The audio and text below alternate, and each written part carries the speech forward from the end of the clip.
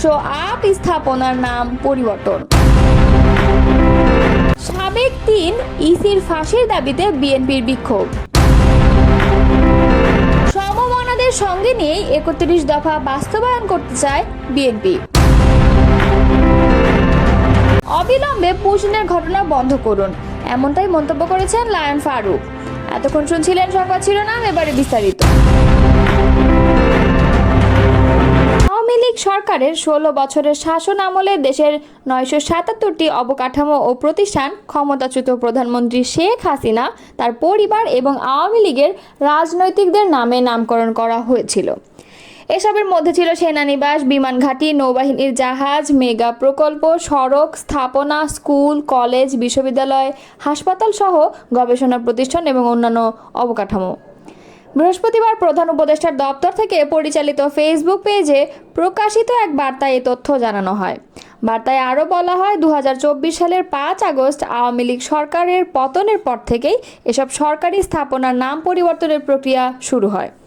শেখ হাসিনা, বঙ্গবন্ধু ও আওয়ামী লীগ সংশ্লিষ্ট অন্যান্য নাম সরিয়ে ফেলে জেলার নাম কিংবা ঐতিহাসিক প্রেক্ষাপটে নতুন নামকরণ করা হচ্ছে।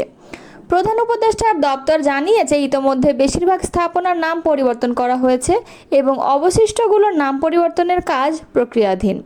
এছাড়া বার্তায় দাবি করা হয়, বিভিন্ন স্থানে শেখ মুজিবুর রহমানের মুরাল ও ভাস্কর্য অপসারণ করা হয়েছে। ফেসবুকের বার্তায় আরও উল্লেখ করা হয়, রাজধানীর বঙ্গবন্ধু এভিনিউয়ের নাম পরিবর্তন করে বুয়েট ছাত্রলীগের হাতে নিহত আবরার ফাহাদের নামে শহীদ আবরার এভিনিউ লেখা হয়েছে। একইভাবে 2024 সালের 5 আগস্ট সরকারের পতনের দিনই ঢাকার গুরুত্বপূর্ণ এক্সপ্রেসওয়ের নাম পরিবর্তন করে জাতির পিতা ইব্রাহিম এক্সপ্রেসওয়ে করা হয় বলে বার্তায় দাবি জানিয়েছে। সাবেক 3 নির্বাচন কমিশনারের ফাঁসির দাবিতে কুড়িগ্রামের উলিপুরে বিক্ষোভ সমাবেশ করেছে বিএনপি। আজ বৃহস্পতিবার পৌর শহরের কেন্দ্রীয় শহীদ মিনারের পাশে এই সমাবেশ অনুষ্ঠিত হয়। যুবদল নেতা আলমগীর হোসেনের সঞ্চালনায় সমাবেশে বক্তব্য দেন উপজেলা বিএনপির সদস্য সচিব হায়দার আলী মিয়া, যুগ্ম আহ্বায়ক আব্দুর রশিদ সরকার এবং এরশাদুল হাবিব নয়ন, পৌর বিএনপির সদস্য সচিব সোলাইমান আলী সরকার, যুবদলের আহ্বায়ক তৌফিকুর রহমান লাবলু, মহিলা দলের নেত্রী রিনা বেগম এবং ছাত্র দলের আহ্বায়ক মাহমুদুল হাসান বিপুল প্রমুখ। এ সময় বক্তারা সাবেক 3 নির্বাচন কমিশনার কাজী রকিবউদ্দিন আহমদ, নুরুল হুদা এবং হাবিবুল আওয়ালের দৃষ্টান্তমূলক শাস্তি দাবি করেন। তারা বলেন, 2014, 18 ও 24 সালে এই 3 নির্বাচন কমিশনার দেশের মানুষের ভোটাধিকার বঞ্চিত করে। বিতর্কিত ও একতরফা নির্বাচনের মাধ্যমে ফ্যাসিস্ট হাসিনাকে দানবে পরিণত করেছিল। ওই 3 নির্বাচনে মাঠ পর্যায় সহ যারা প্রহসনের সঙ্গে জড়িত ছিল তাদের সবার বিচার দাবি করছি। 12 দলীয় জোটের অন্যতম শীর্ষ নেতা ও ন্যাশনাল লেবার পার্টির চেয়ারম্যান লায়ন মোহাম্মদ ফারুক রহমান ভারতের উদ্দেশ্যে বলেছেন, আপনারা জাতিসংঘের রেজুলেশন অনুযায়ী চলার চেষ্টা করুন। কোনো অসঙ্গতি দেখলে দ্বিপক্ষীয় আলোচনার ভিত্তিতে সমাধানের চেষ্টা করুন এবং অবিলম্বে পুশিনের ঘটনা বন্ধ করুন। বৃহস্পতিবার জাতীয় প্রেস ক্লাবের সামনে দেশ বাঁচাও মানুষ বাঁচাও আন্দোলন আয়োজিত এক নাগরিক সমাবেশে একথা বলেন তিনি। লায়ন ফারুক বলেছেন, ভারতীয় আধিপত্যবাদের বিরুদ্ধে যখন বাংলাদেশের মানুষ সোচ্চার, ঠিক সেই সময় ভারতীয় সীমান্তরক্ষীরা আন্তর্জাতিক আইন অমান্য করে বাংলাদেশের সীমান্তের সব দিক থেকে একের পর এক ভারতীয় নাগরিকদের পুশিন অর্থাৎ বাংলাদেশে ঠেলে পাঠিয়ে দিচ্ছে। তারা কোনোভাবে বাংলাদেশের প্রতিবাদকে আমলে নিচ্ছে না, এতে করে দিন দিন সীমান্তে উত্তেজনা বাড়ছে। এ ব্যাপারে বাংলাদেশ সরকারের উপযুক্ত পদক্ষেপের অভাবে দেশের মানুষ উদ্বিগ্ন। এমনিতে লাখ লাখ রোহিঙ্গাকে নিয়ে বাংলাদেশে চাপের মধ্যে রয়েছে, তারপর নতুন করে আবার এই পুশিনের ঘটনা উদ্বেগ আরও বাড়াচ্ছে। দেশ বাঁচাও মানুষ বাঁচাও আন্দোলনের সভাপতি KM রাকিবুল ইসলাম রিপনের সভাপতিত্বে নাগরিক সমাবেশে প্রধান অতিথির বক্তব্য দেন বিএনপি ভাইস চেয়ারম্যান শামসুজ্জামান দুদু। অনুষ্ঠানে আরও বক্তব্য দেন বিএনপি চেয়ারপারসনের উপদেষ্টা হাবিবুর রহমান হাবিব, সাবেক MP শামীম কায়সার লিঙ্কন, কৃষক দলনেতা শাহজাহান মিয়া, সম্রাট জিয়াউর রহমান, সমাজ কল্যাণ পরিষদের সভাপতি এবং বরগুনা জেলা ন্যাশনাল লেবার পার্টির সভাপতি শ্রমিক নেতা আবু সালেহ প্রমুখ। সমমনাদের সঙ্গে নিয়ে বিএনপি ৩১ দফা বাস্তবায়ন করতে চায়। বৃহস্পতিবার গণ অধিকার পরিষদের সঙ্গে বৈঠক শেষে এ কথা জানান বিএনপির স্থায়ী কমিটির সদস্য আমির খসরু মাহমুদ চৌধুরী। এদিন বিকালে রাজধানীর গুলশানে চেয়ারপারসনের রাজনৈতিক কার্যালয়ে বিএনপির লিয়াজো কমিটির সঙ্গে গণ অধিকার পরিষদের এ বৈঠকে চলমান রাজনৈতিক পরিস্থিতি, জাতীয় সংসদ নির্বাচন সহ নানা ইস্যুতে আলোচনা হয়।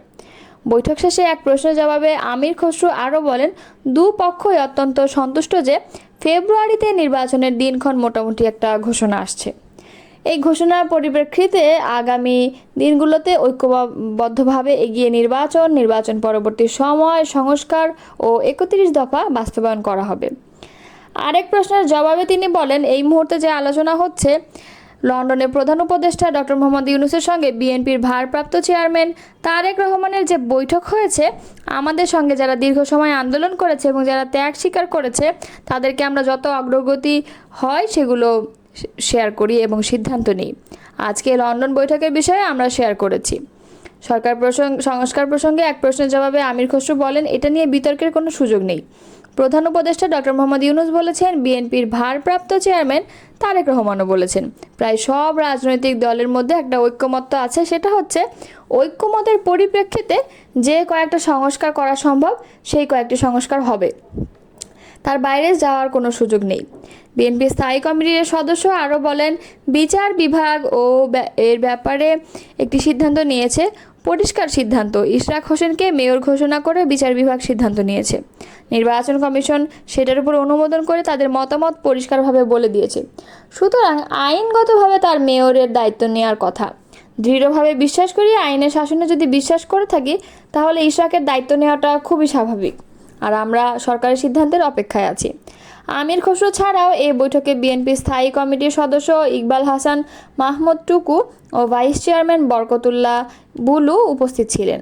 অন্যদিকে গণ অধিকার পরিষদের পক্ষ থেকে বৈঠকে দলের সাধারণ সম্পাদক মোহাম্মদ রাশেদ খান, সিনিয়র সহসভাপতি ফারুক হাসান, সিনিয়র যুগ্ম সাধারণ সম্পাদক হাসান আল মামুন, উচ্চতর পরিষদের সদস্য খালিদ হোসেন এবং হাবিবুর রহমান রিজু উপস্থিত ছিলেন। গণ অধিকার পরিষদের সাধারণ সম্পাদক রাশেদ খান বলেছেন, বৈষম্য বিরোধী ছাত্র আন্দোলন নামক প্ল্যাটফর্মের নেতৃত্বে এ দেশের লাখ লাখ মানুষ সমবেত হয়ে স্বৈরাচার বিরোধী আন্দোলনে সম্পৃক্ত হয়। এরপর এই প্ল্যাটফর্মে নেতারা রাজনৈতিক দলের গঠনের প্রেক্ষিতে গত ৭ মার্চ সাংবাদিকদের এক প্রশ্নের জবাবে নাহিদ ইসলাম বলেন, বৈষম্য বিরোধী ছাত্র আন্দোলন এখন আর আগের জায়গায় নেই, সেখান থেকে একটি ছাত্র সংগঠন তৈরি হয়েছে। তিনি বলেন, বৈষম্য বিরোধী ছাত্র আন্দোলন ও জাতীয় নাগরিক কমিটির উদ্যোগে একটি রাজনৈতিক দল তৈরি হয়েছে বলে বৈষম্য বিরোধী বা সমন্বয়ক বলে যে পরিচয়টা এখন আর এক্সিস্ট করে না সেই অর্থে। কিন্তু অতি সম্প্রতি সেই প্ল্যাটফর্মের কাউন্সিল অনুষ্ঠিত হয়েছে। এনসিপি সম্পৃক্ত নেতারা ভোটার হন, এনসিপির কার্যালয়ে ভোট অনুষ্ঠিত হয়। এই প্ল্যাটফর্ম এখন নতুন নেতৃত্ব পেয়েছে।